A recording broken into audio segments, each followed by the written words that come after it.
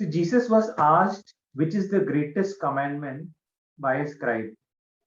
यीशु मसीह को शास्त्री लोगों ने पूछा कि सबसे बड़ी आज्ञा कौन सी है। We read that in Mark chapter 12 verse 28. हम इसको मरकुस 12 उसके 28 में पढ़ते हैं। And I was thinking of the response which Jesus gave. और मैं सोच रहा था यीशु मसीह ने क्या उत्तर दिया। He said, the foremost is, hear, O Israel, the Lord our God is one Lord. यीशु ने कहा सब आज्ञाओं में से यह मुख्य है, हे इस्राएल सुन, प्रभु हमारा परमेश्वर एक ही प्रभु है। And you shall love the Lord your God with all your heart and with all your soul and with all your mind and with all your strength. और तू प्रभु अपने परमेश्वर से अपने सारे मन से और अपने सारे प्राण से और अपनी सारी बुद्धि से और अपनी सारी शक्ति से प्रेम रखना। So first it says that our God is one Lord. और सबसे लिखा है कि हमारा परमेश्वर वो एक ही प्रभु है। That means I should not have any other God or Lord before me. इसका मतलब मेरे सामने मुझे कोई और परमेश्वर या किसी और को प्रभु नहीं जानना है। And with all that is within me, the love for God should be always more than anything which I have. और जो कुछ मुझ में है उसमें परमेश्वर के लिए मेरा जो प्रेम है वो किसी भी बात से बढ़कर होना चाहिए। With all my heart means from the deepest being which is inside me, God is foremost. मेरे सारे हृदय से मतलब मेरे बिल्कुल गहराई से परमेश्वर मेरे लिए पहला है। With all my soul means in my joy and what gives me emotional happiness and everything, it is God who gives me happiness. मेरे सारे प्राण से इसका मतलब ये है कि मेरा आनंद और जो कोई बात मुझे खुशी देता है वो सिर्फ परमेश्वर ही है जो मुझे खुशी देता है। That means the maximum joy I receive is from the Lord. इसका मतलब सबसे ज्यादा आनंद अगर मैं पाता हूं तो वो प्रभु के द्वारा है। And then with all your mind. और फिर अपने पूरे मन से। That means the thing I am constantly thinking about in my mind is about God. इसका मतलब जिस बात के विषय में सबसे ज्यादा मैं सोचता हूं, अपने मन में निरंतर सोचता हूं, वो है परमेश्वर खुद। And then with all your strength. और फिर अपने सारी शक्ति से। That means my body and everything and all the power, all my bodily abilities, my strength I want to use for God. इसका मतलब मेरा शरीर, मेरी सारी क्षमताएं और मैं सब कुछ परमेश्वर के लिए इस्तेमाल करना चाहता हूं। And this is how Jesus described the greatest desire in God's heart. और परमेश्वर के हृदय में जो सबसे बड़ी इच्छा, सबसे बड़ी लालसा यीशु मसीह ने इस प्रकार उसका वर्णन किया। Sometimes after making some progress in our Christian life, कभी-कभी जब हम अपने मसीह जीवन में थोड़ी उन्नति कर लेते हैं, we can lose that love which we had once for God. हम उस प्रेम को खो सकते हैं जो एक बार हमारा परमेश्वर के लिए होता था। See, our relationship with Christ can be compared to the relationship of a bride to the bridegroom. मसीह के साथ हमारा जो रिश्ता है उसकी तुलना हम एक दुल्हन का जो दूल्हे के साथ रिश्ता होता है उससे कर सकते हैं। We see a bride and a bridegroom who are going to get married. हम एक दूल्हे और दुल्हन को देखते हैं जिनका विवाह होने वाला है। They are so eager to talk with each other. और उनकी इतनी इच्छा होती है कि वो एक दूसरे से बात करें। They can talk for hours on the phone and they will never get bored. वो फोन पर घंटों बात कर सकते हैं बिना बोर हुए। And even when they get married, they are so eager to do things for each other. और उनके विवाह के बाद भी वो एक दूसरे के लिए इतनी बातें करने के लिए उत्सुक होते हैं। And even when the husband goes out for some work, और जब पति कुछ काम से बाहर जाता है, the wife will be waiting for the husband. Maybe she will do all the work before the husband returns. और वो पत्नी इंतजार करती है कि कब पति आएगा। पति आने से पहले ही वो सारे काम को करके रखती है। So that when the husband comes, she can have a wonderful time and enjoy together with him. और ताकि जब पति आएगा तब एक अद्भुत समय एक साथ मिलकर वो बिता सकते हैं। But if we go to that same house after a few years, पर अगर हम कुछ सालों बाद उसी घर में गए तो usually what happens is that love has grown little cold. आमतौर पर जो होता है वो ये है, वो प्रेम जो है वो थोड़ा ठंडा हो जाता है। The husband and wife are still living together. पति पत्नी अभी भी एक साथ जी रहे हैं। They have not divorced each other. उन्होंने एक दूसरे को तलाक नहीं दिया है। Even they have been faithful to each other. और वो एक दूसरे के प्रति विश्वास योग्य भी रहे हैं। They do not have other men or other women in their life. उनके जीवन में दूसरे पुरुष या दूसरी स्त्रियां नहीं है। And still the wife is doing all the household work. और फिर भी पत्नी सारे घर के काम कर रही है। And the husband is also faithfully helping and doing whatever is required for the home. और वो पति भी विश्वास योग्यता से वो सब सहायता करता है और वो सब कुछ करता है जो घर के लिए आवश्यक है। But something is missing in their life. पर उनके जीवन में कुछ है जो खो गया है। The initial joy and the initial happiness which they had to do the things is missing now. वो पहले का आनंद, पहले की खुशी जो उनको मिलती थी काम करके, वो अभी लापता है। So everything has become like a routine now. अब सारी बातें एक रूटीन, एक दिनचर्या के जैसे बन गई है। Or sometimes we might feel it's a duty for me to do this and that's why I'm doing it. और कभी कभी ऐसा हो सकता है कि ये मेरी ड्यूटी, ये मेरी जिम्मेदारी है, इस वजह से मैं कर रहा हूँ। But that love and the burning passion to please each other and to do things for each other is missing. पर वो प्रेम और वो एक ज्वलंत जो इच्छा और लालसा होती थी एक दूसरे के लिए, वो अब लापता है। The same thing can happen in our Christian life. और यही बात हमारे मसीही जीवन में भी हो सकती है। In the beginning, we were so grateful for what Christ did for us on the cross. शुरुआती दिनों में हम इतने आभारी थे जो मसीह ने क्रूस पर हमारे लिए किया, उसके लिए। The fact that I was such a terrible sinner and he accepted me just as I am. ये सत्य कि मैं कितना भयानक पापी था और मैं जैसा हूँ मसीह ने मुझे वैसा ही स्वीकार किया है। And how he washed me and made me right in the sight of God. और कैसे उसने मुझे धोकर परमेश्वर की नजर में बिल्कुल सही साबित किया है। And how he has taken away the burden of sin, lifted the burden of sin from my heart. और कैसे उसने पाप के बोझ को मेरे हृदय से निकाल लिया है, उठा लिया है। How he does not look at me with any of my previous records. He has torn everything and he looks at me with the clean eyes. कैसे वो मुझे जब देखता है, मेरे जीवन का पिछला लेखा कुछ देखकर वो नहीं देखता है, उसने सब फाड़ दिया है, शुद्ध आंखों से वो मुझे देखता है। And that can bring tremendous sense of gratitude and love for God in our hearts. और ये एक बहुत बड़ी धन्यवाद और कृतज्ञता की भावना ला सकता है परमेश्वर के लिए हमारे हृदय में। And we were so happy to do something or spend time with the Lord. और हम इतने खुश थे प्रभु के लिए कुछ करने के लिए, उसके साथ समय बिताने के लिए। Maybe telling him that, Lord, I'm really thankful for what you did for me on the cross. और शायद हम उसको कहते होंगे कि प्रभु मैं सचमुच धन्यवादी हूँ जो तूने मेरे लिए क्रूस पर किया, उसके लिए। How much you love me. We should spend time with him. कितना तू मुझसे प्रेम करता है, और हम उसके साथ समय बिताते थे। Maybe after some time we must have become little cold in our love. पर कुछ समय बाद शायद हम अपने प्रेम में थोड़े ठंडे पड़ गए हैं। We must not have sinned in any external way. ऐसा नहीं कि कोई बाहरी तौर पर हमने कोई पाप किया है। Maybe we still have a good testimony. शायद आज भी हमारी एक अच्छी गवाही है।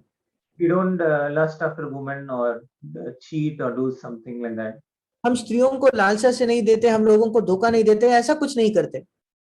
But the relationship with Christ, there is no joy. पर मसीह के साथ जो संबंध है उसमें कोई आनंद नहीं है। Spending time with him in prayer is like a burden, not a joy. प्रार्थना में उसके साथ समय बिताना ये एक बोझ बन गया है, आनंद नहीं है। We still do it as part of our daily routine. हमारे दिन भर की, हमारे हर दिन की दिनचर्या के तौर पर हम उसको अब भी करते हैं। But is that fire of love gone from our lives? पर क्या वो प्रेम की जो आग है वो हमारे जीवन से चली गई है? That is what God was speaking to me in the previous days. वही परमेश्वर मुझसे बात कर रहा था बीते कुछ दिनों में। In Revelation chapter 2, प्रकाशित वाक्य उसके दूसरे अध्याय में from verse 2 to 5, we'll just read. 2 से लेकर 5 वचन हम पढ़ेंगे। I was reading about the qualities of this elder of Ephesus. और इफिसुस की कलीसिया का जो प्राचीन था, उसके इन गुणों के विषय में मैं पढ़ रहा था। It says, I know your deeds, your toil, your perseverance, that you cannot tolerate evil men, and you put to test those who call themselves apostles and they are not, and you have found them to be false, and you have perseverance and have endured for my name's sake, and have not grown weary. और यहाँ लिखा है, मैं तेरे काम और तेरे परिश्रम और तेरे धीरज को जानता हूँ, और ये भी कि तू बुरे लोगों को देख नहीं सकता, और जो अपने आप को प्रेरित कहते हैं और है नहीं, उन्हें तूने परख कर झूठा पाया। तू धीरज धरता है और मेरे नाम के लिए दुख उठाते उठाते थका नहीं। So here is a wonderful elder brother. और यहाँ एक अद्भुत प्राचीन या अगुआ है। He is toiling and persevering for the name of Jesus. वो यीशु मसीह के नाम के लिए मेहनत कर रहा है और परिश्रम कर रहा है। And he is also not tolerating any evil people in the church. और कलीसिया में भी किसी भी बुरे लोगों को वो सहन नहीं कर रहा। And he is also testing those who call themselves apostles. और जो अपने आप को प्रेरित कहते हैं, ऐसे लोगों को वो परखता भी है। He has the gift of discernment. उसके पास परख का वरदान है। And he is also finding some people false and is not allowing them to be in the church. और वो कुछ लोगों को झूठा पाता है, इसलिए वो कलीसिया में उनको आने की अनुमति नहीं देता। And he is persevering. Again, it says he is persevering and enduring for the name of Jesus. और फिर एक बार लिखा है, मसीह के नाम के लिए वो धीरज धरता है और वो दुख उठाते उठाते थकता नहीं। And he does not grow weary after some time. और कुछ समय बाद वो थकता नहीं। And this he has been doing for many years. और ये वो कई सालों तक कर रहा है। We can think that such a brother is a wonderful brother. और हम सोच सकते हैं कि ऐसा एक भाई एक अद्भुत भाई होगा। He's doing so many things. वो इतनी सारी बातें कर रहा है। But God looked at his heart and says, "But I have this against you." पर परमेश्वर ने उसके हृदय को देखकर कहा, पर मुझे तेरे विरुद्ध ये कहना है That you have left your first love.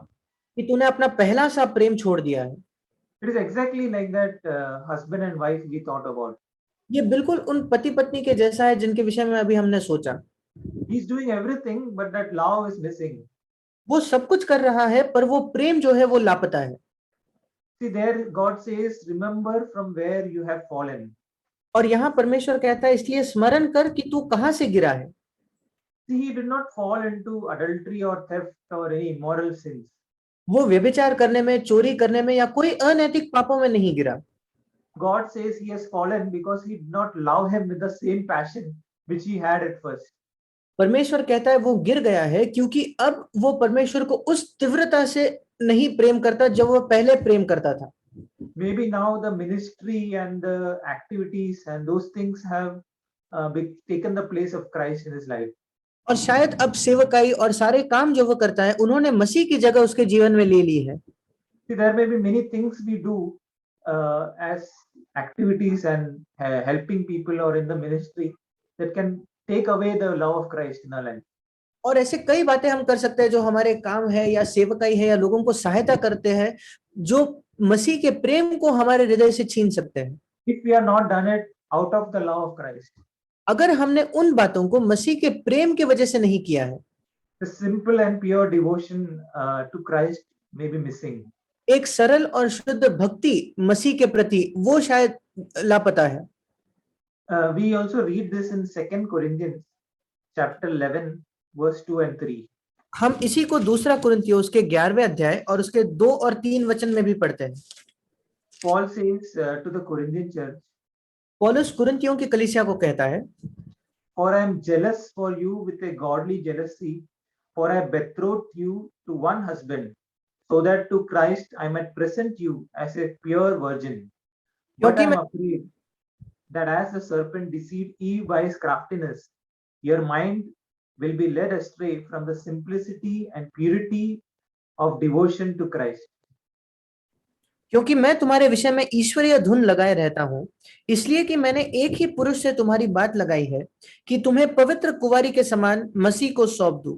परंतु मैं डरता हूं कि जैसे सांप ने अपनी चतुराई से हवा को बहकाया, वैसे ही तुम्हारे मन उस सीधाई और पवित्रता से जो मसीह के साथ होनी चाहिए कहीं भ्रष्ट न किए जाए। Paul is saying that he had a godly jealousy for the Corinthians. पौलुस कहता है कि कुरिन्थियों के लिए उसके मन में एक ईश्वरीय जलन थी, that nothing should come between their simple and pure devotion to Christ. कि मसीह के प्रति इस सरल और शुद्ध भक्ति के बीच में कोई भी दूसरी बात नहीं आनी चाहिए।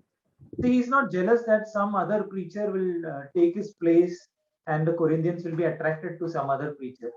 उसको ऐसी कोई जलन नहीं है कि कोई और प्रचारक आकर पौलुस की जगह ले ले और कुरिन्थियों के लोग उस दूसरे प्रचारक के प्रति आकर्षित हो जाए।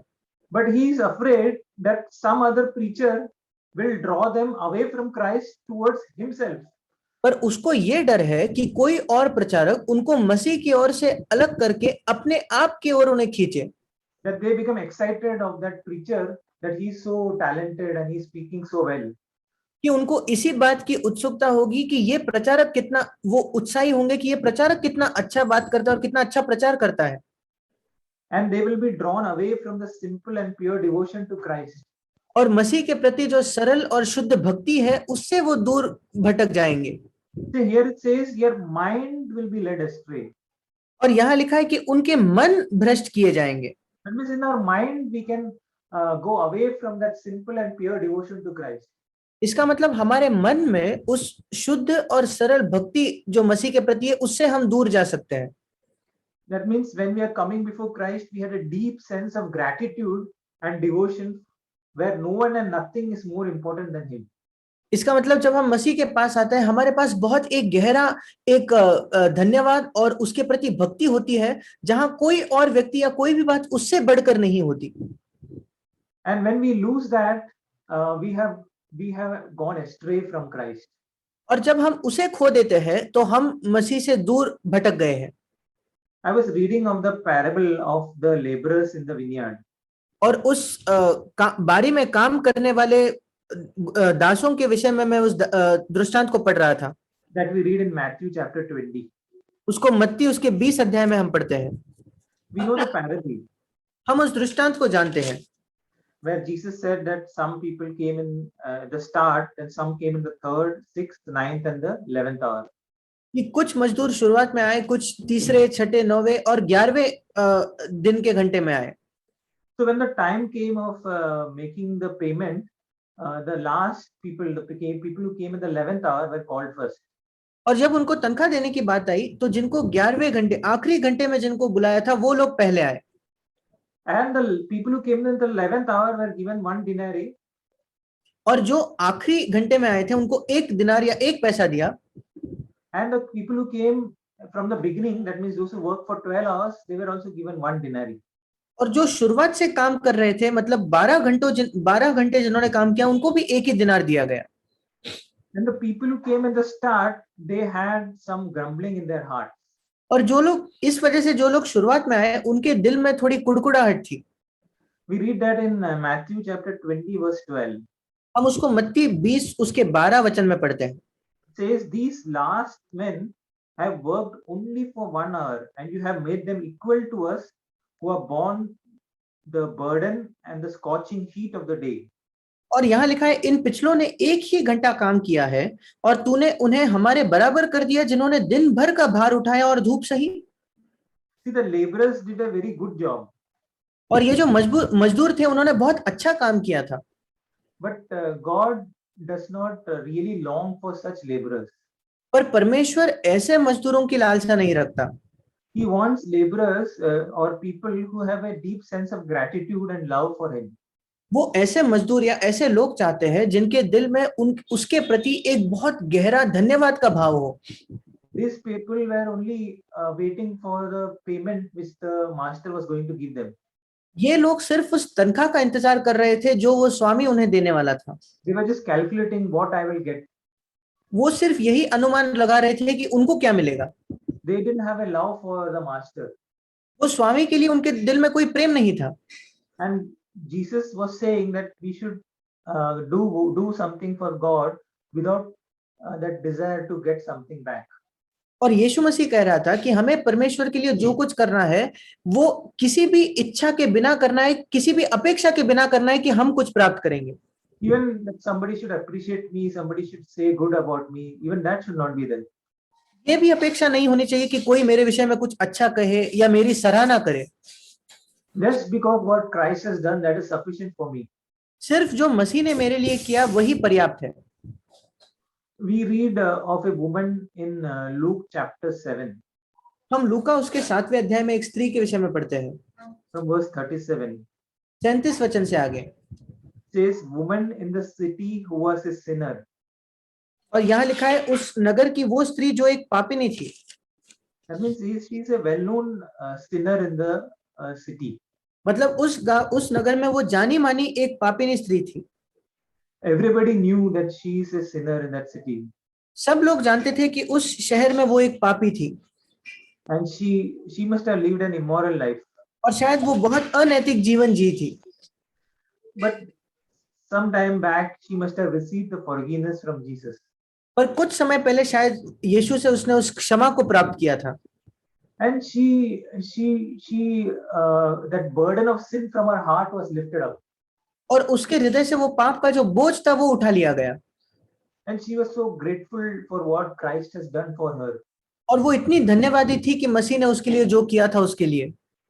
And she was waiting for an opportunity to say thank you to Jesus. और वो इंतजार कर रही थी एक मौके के लिए जहां वो यीशु मसीह को धन्यवाद कहे। And she heard that Jesus was in a house with Simon. और उसने कि यीशु मसीह शिमोन जो फरीसी है उसके साथ उसके घर पर है। And she brought an alabaster vial of perfume. और उसने वहां एक महंगा इत्र लाया। And standing behind him at his feet weeping.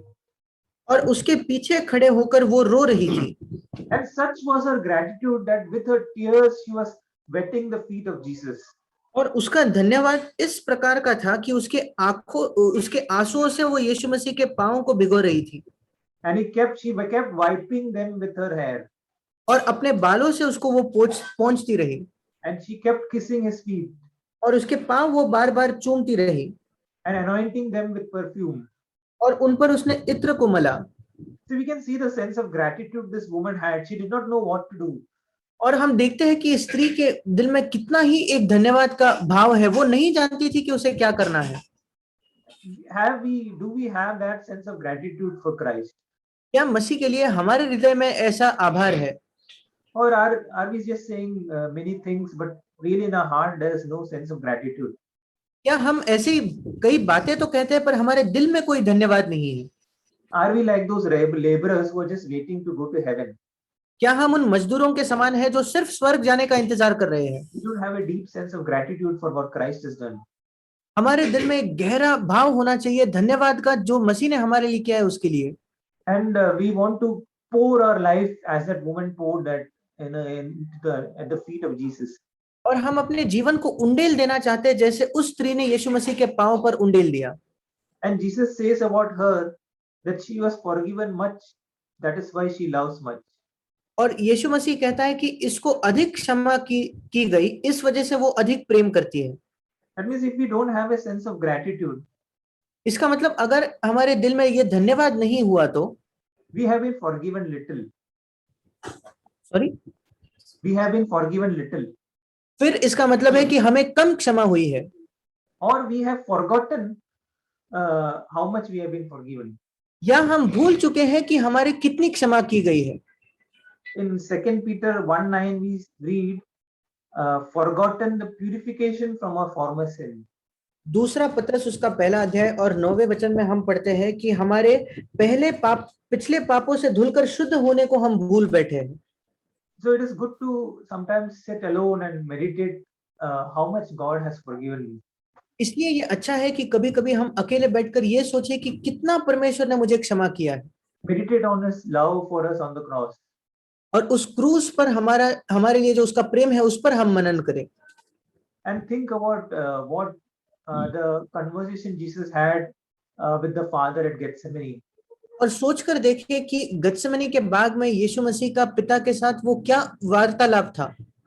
How much he struggled there. It says to the point of death, his soul was sorrowful. कितना उसने वहां संघर्ष किया। वहां लिखा है कि मृत्यु तक उसके मन में दुख था। And he struggled so much that his sweat became like big drops of blood. और उसने इतना संघर्ष किया कि उसका पसीना भी खून के बड़ी बूंदों जैसे हो गया। And it was all for us, and we should think about it when we are alone. और ये सब सिर्फ हमारे लिए था और इसलिए जब हम अकेले होते हैं हमें इन विषयों के बारे में सोचना है। In 1 John 4:19 says we love him because he first loved us. पहला यूहन्ना 4:19 में लिखा है हम उससे प्रेम करते हैं क्योंकि पहले उसने हमसे प्रेम किया। The way to love God is to meditate on what Christ has done for us on the cross. परमेश्वर से प्रेम करने का एक ही तरीका है कि हम उस पर मनन करें कि परमेश्वर ने हमारे लिए उस क्रूस पर क्या किया। That is what the Holy Spirit floods in our hearts. और यही तो पवित्र आत्मा हमारे मन में बिल्कुल भर देता है। In Romans 5:5 it says, the love of God has been poured in our hearts by the Holy Spirit. Romeo 5:5 में लिखा है कि मसीह का प्रेम हमारे हृदयों में पवित्र आत्मा के द्वारा उंडेला गया है। So what does the Holy Spirit do? और पवित्र आत्मा क्या करता है? That is mentioned in the following verses. वो अगले वचनों में लिखा है। It reminds us of the love which God had for us. वो हमें याद दिलाता है कि पिता का हमारे प्रति कितना प्रेम था। It says, while we were still helpless. और यहाँ लिखा है रोमियो 5:6, क्योंकि जब हम निर्बल ही थे। Helpless means maybe I was like a patient in the ICU. निर्बल या असहाय का मतलब है मैं आईसीयू के एक पेशेंट के समान हूँ। I was dead in my sin. इसका मतलब मैं अपने पाप में मरा हुआ था। I had no interest in following Christ. मसीह के पीछे चलने में मेरी कोई दिलचस्पी नहीं थी। I was on my way to hell. मैं नर्क के अपने मार्ग पर था। At the right time, Christ died for the ungodly. सही समय पर मसीह भक्तिहीनों के लिए मरा। For one will hardly die for a righteous man. किसी धर्मी जन के लिए कोई मरे ये तो दुर्लभ है।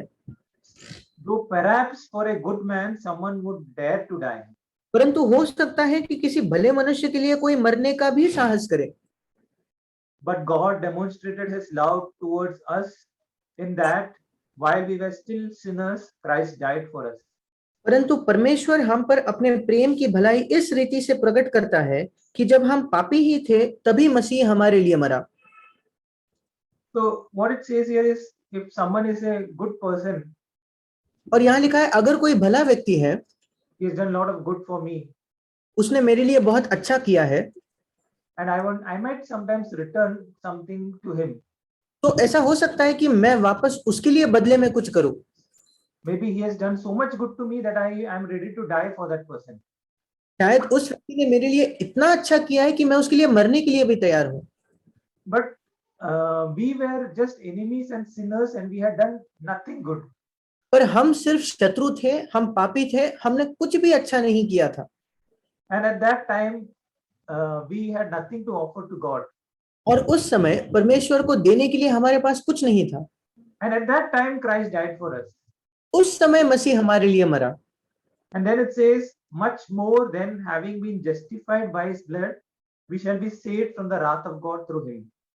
और इसलिए लिखा है अतः जबकि हम उसके लहू के कारण धर्मी ठहरे तो उसके द्वारा परमेश्वर के क्रोध से क्यों न बचेंगे।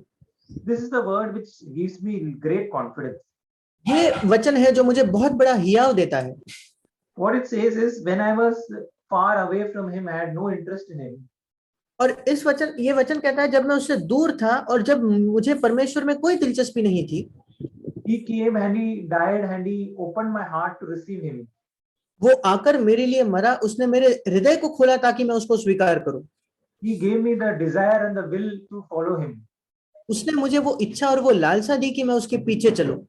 Now that he has saved me so far, अब जब उसने मुझे यहाँ तक मेरा उद्धार किया है, justified me by his blood, अपने लहू से मुझे धर्मी ठहराया है, how much more he is going to save me now?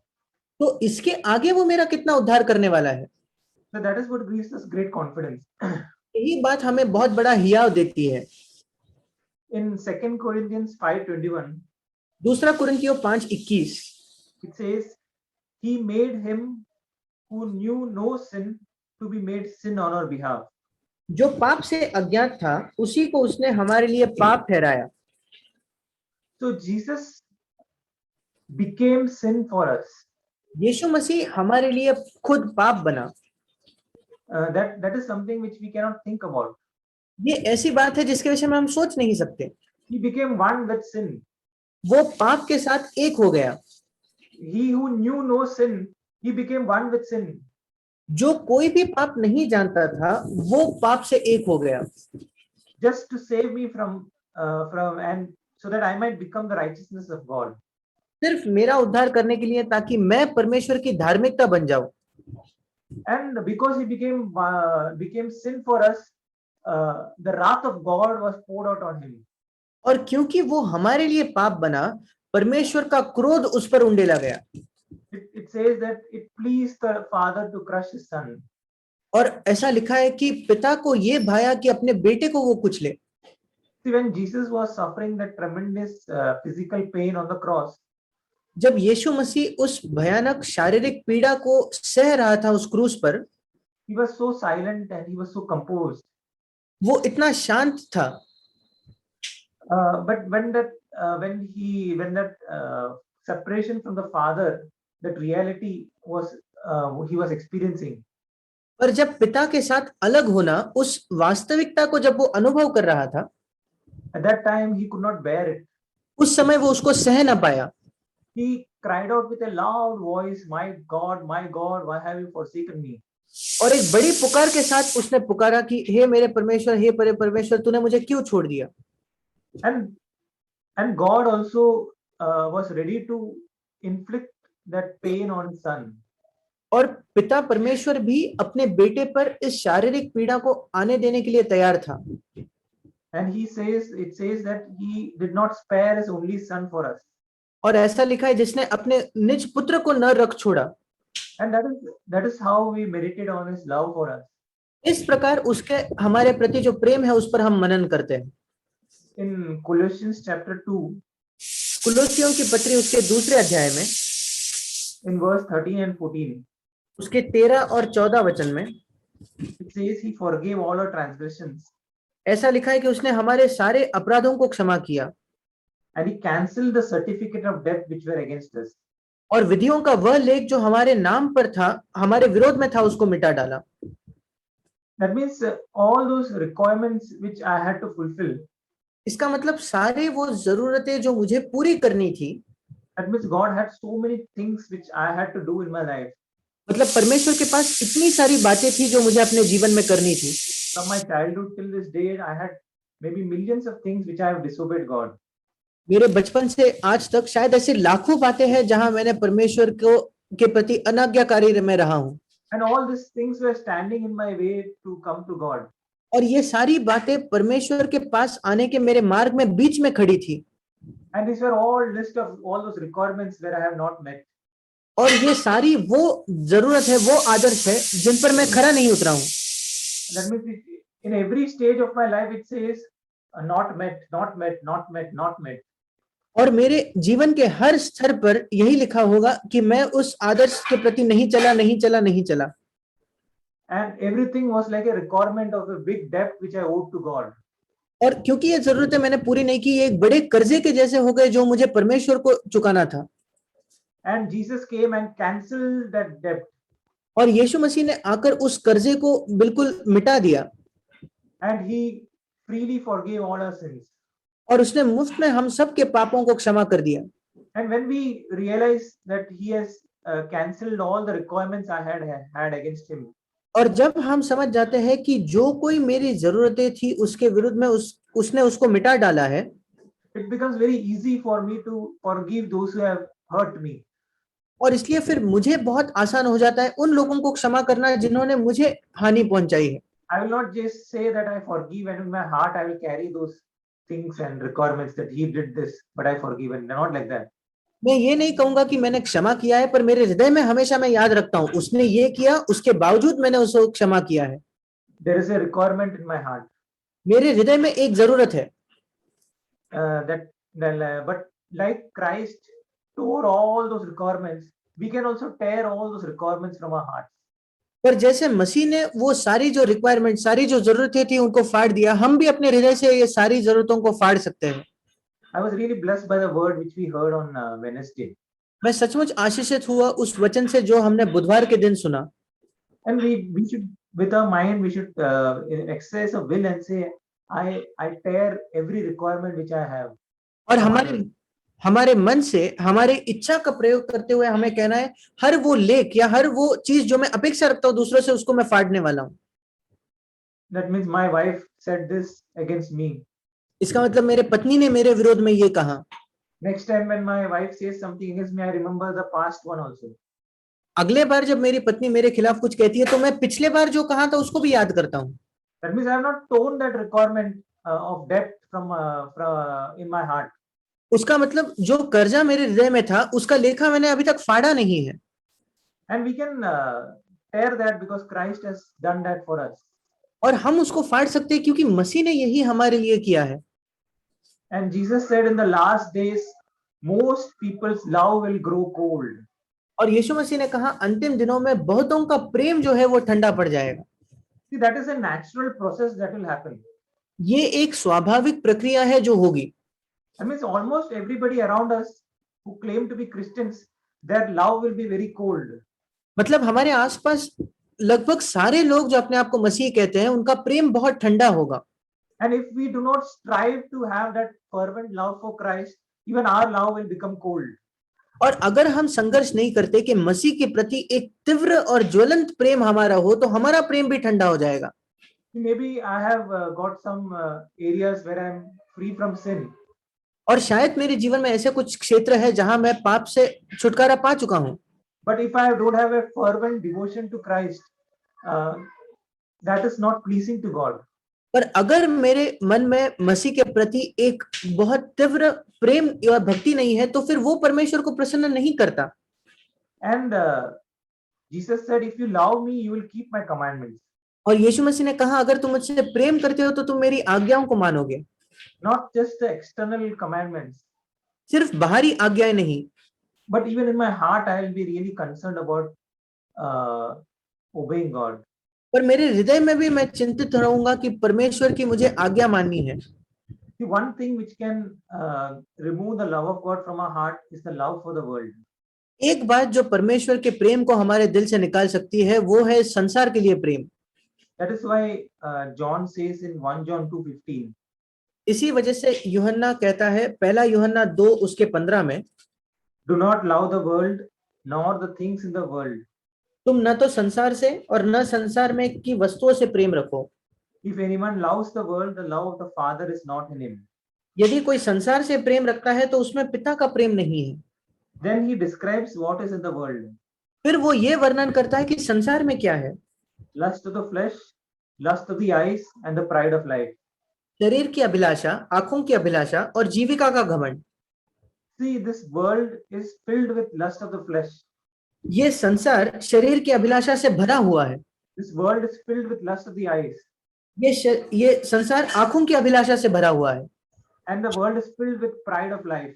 और ये संसार जीविका के घमंड से भरा हुआ है। And if I just allow myself to be influenced by the spirit of the world, और अगर मैं अनुमति देता हूं कि अपने आप को इस संसार की आत्मा से मैं प्रभावित होने दूं, I allow myself to watch everything that everybody else watches. मैं अपने आप को अनुमति देता हूं कि मैं वो सब कुछ देखूं जो और लोग देख रहे हैं।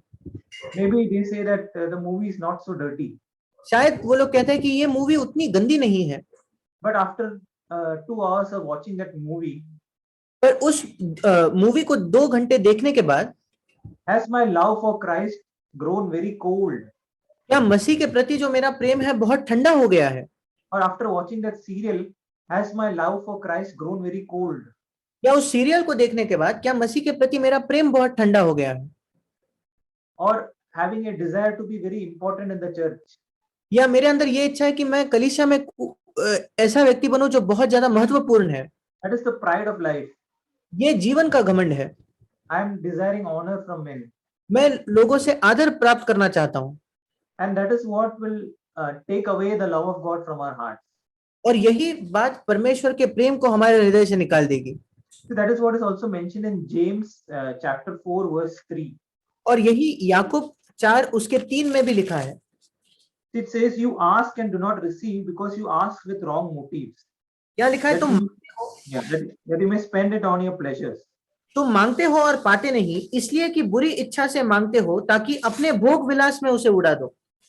Then it says, you adulteresses, do you not know that the friendship with the world is hostility toward God? और फिर लिखा है, हे व्यभिचारिणियों, क्या तुम नहीं जानती कि संसार से मित्रता करनी परमेश्वर से बैर करना है? Therefore, whoever wishes to be a friend of the world makes himself an enemy of God. अतः जो कोई संसार का मित्र होना चाहता है वह अपने आप को परमेश्वर का बैरी बनाता है। See, the world is like another woman here. ये संसार किसी और स्त्री के जैसा है यहाँ। And if I am attached to that world, I am called an adulterer. अगर मैं उस संसार से जुड़ा हुआ हूं तो मुझे एक व्यभिचारी कहा जाता है, Because I am married to Christ, but still I am attracted to that world. क्योंकि मेरा विवाह तो मसीह के साथ हुआ है, पर उसके बावजूद मैं उस संसार के द्वारा आकर्षित होता हूं। That is why in verse 5 it says, the last part, he jealously desires the spirit which he has made to dwell in us. और इसलिए 5वें वचन में लिखा है, जिस आत्मा को उसने हमारे भीतर बसाया है, क्या वो ऐसी लालसा करता है जिसका प्रतिफल डाह हो। Hindi it is little different, but actually what it means is our spirit, which is the man's spirit, which God has done, he desires that spirit to be for him completely. और हिंदी में इसका मतलब थोड़ा अलग आता है, पर उसका असली मतलब ये है कि हमारी आत्मा, मनुष्य की जो आत्मा है, वो चाहता है वो सिर्फ उसकी आत्मा के लिए हो। He jealously desires that. और वो एक जलन के साथ ये चाहत रखता है। Like Paul said that godly jealousy, he has that godly jealousy for our spirit. जैसे पौलुस ने भी कहा कि उसकी एक ईश्वरीय जलन है, वैसे ही आत्मा की वो एक ईश्वरीय जलन है हमारे लिए। And but even if we have gone away from him, और यद्यपि हम उससे दूर चले जाते हैं, verse 6 says he gives greater grace. 6ठे वचन में लिखा है वो और भी अनुग्रह देता है। It means he wants us to give his grace to us so that we are drawn to him. इसका मतलब वो हमें अपना अनुग्रह देना चाहता है ताकि हम उसकी ओर खींचे चले आए। And we must ask God to humble ourselves and ask God to fill us with his grace. और हमें अपने आप को नम्र करके परमेश्वर से मांगना है कि वो हमें अपने अनुग्रह से भरे। In verse 8 it says, draw near to God and he will draw near to you. 8वें वचन में लिखा है परमेश्वर के निकट आओ तो वो भी तुम्हारे निकट आएगा।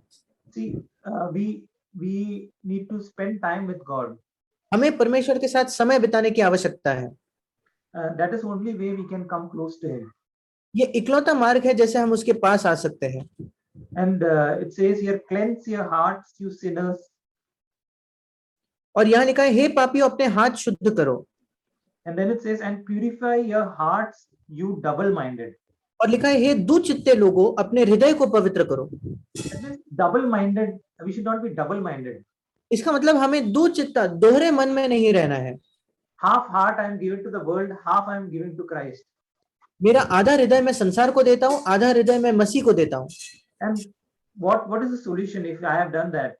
और अगर मैंने ऐसा किया है तो इसका क्या हल है, क्या समाधान है? It says, be miserable and mourn and weep. ऐसा लिखा है दुखी हो और शोक करो और रो। Let your laughter be turned to mourning. तुम्हारी हंसी शोक में बदल जाए। And your joy to gloom. और तुम्हारा आनंद उदासी में बदल जाए। Humble yourself in the presence of the Lord. प्रभु के सामने दीन बनो। And he will exalt you. तो वो तुम्हें शिरोमणि बनाएगा। So we will pray that in these days God will draw us closer to him. और हम प्रार्थना करेंगे कि इन दिनों में परमेश्वर हमें अपने आप के नजदीक खींचे। And we will not be drawn to any other thing. और हम किसी और बात के प्रति खींचे ना जाए।